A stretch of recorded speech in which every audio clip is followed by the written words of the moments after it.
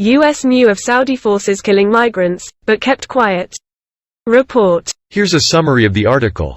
The United States has been aware of Saudi security forces killing Ethiopian migrants since the fall of 2022, but kept quiet about the issue, the New York Times reported Saturday, after a Human Rights Watch report last week exposed the killings on the Saudi border. Human Rights Watch said border guards in Saudi Arabia have fired machine guns and launched mortars at Ethiopians trying to cross into Saudi territory from Yemen, likely killing hundreds and, possibly thousands, of the unarmed migrants in recent years, in a report that cited eyewitnesses and images that showed dead bodies and burial sites on migrant routes. The killings came up while U.S. President Joe Biden's administration was trying to squash past troubles in bilateral relations with the Saudis and advance a potential normalization deal between Saudi Arabia and Israel, a factor that potentially muted the White House response, the New York Times reported. Deputy U.S. Representative to the UN Richard Mills vaguely mentioned the issue at the meeting, stating, "We remain concerned by alleged abuses against migrants on the border with Saudi Arabia." Washington has since urged a thorough and transparent investigation into the allegations, which were dismissed by a Saudi government source who spoke to AFP. The allegations included in the Human Rights Watch report about Saudi border guards shooting Ethiopians while they were crossing the Saudi-Yemeni border are unfounded and not based on reliable sources, said the source, who requested anonymity. New York-based Human Rights Watch has documented abuses against Ethiopian migrants in Saudi Arabia and Yemen for nearly a decade. Last year, UN experts reported, concerning allegations, that cross-border artillery shelling and small arms fire by Saudi Arabia security forces killed approximately 430 migrants, in southern Saudi Arabia and northern Yemen during the first 4 months of 2022. This post received a score of 6,800, with an upvote ratio of 90%. Here are the top comments in response to this article. Interesting title. Meanwhile in the article. That just doesn't make a good rage bait title. US bad greater than upvotes UN, US, France, Germany, EU, Sweden, Dutch bad greater than ignored. To me is the irony from the actual newspaper publishing this. First thing I noticed too.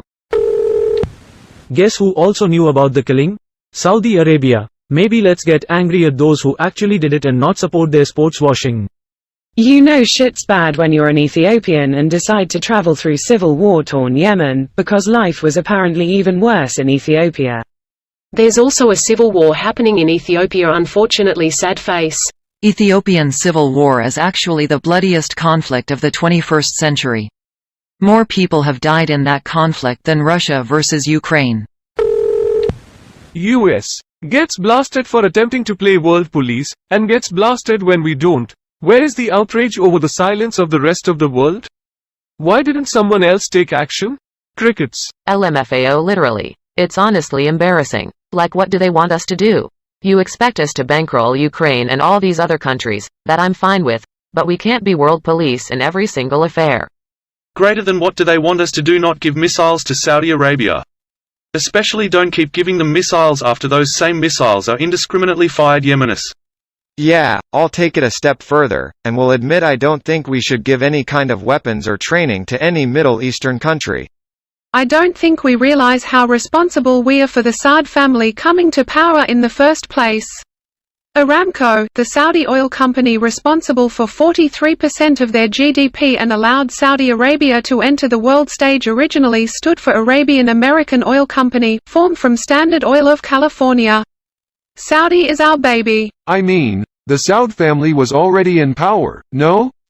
We just jumped at the opportunity to extract their oil, which lead to a good relationship with the government and cheap oil prices for a while. Had we not taken them up on the offer, another country likely would have. Britain was especially interested in securing the peninsula so it could be a buffer for its empire in India, that's in addition to its interests in Persia. In 1915 they signed a new treaty with Britain where they were given arms and support in exchange for combating the Ottomans.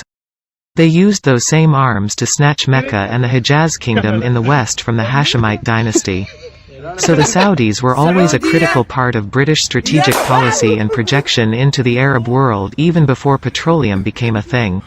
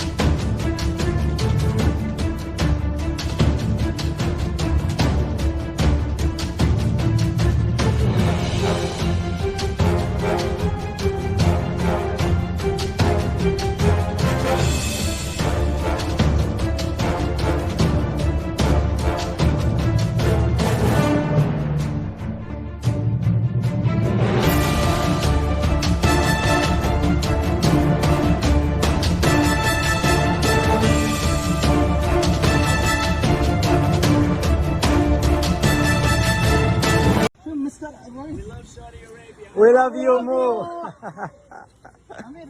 We love Saudi Arabia. The king is my friend, the crown prince is my friend, who's now the prime minister, crown prince, and everything else. And he deserves to be, but they're great friends of mine, and they're great people. And it's an honor to have so many Saudis. I just spoke to Yasser, and I said, you know, we have so many Saudis today. It's so nice to see that.